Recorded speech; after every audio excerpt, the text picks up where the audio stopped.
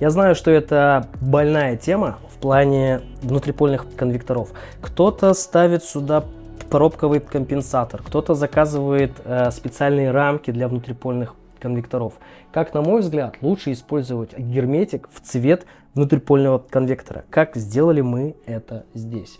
И, кстати, по герметику используйте всегда кровельный герметик Sika, потому что он не боится ни воды, ни влаги и абсолютно готов к агрессивной среде.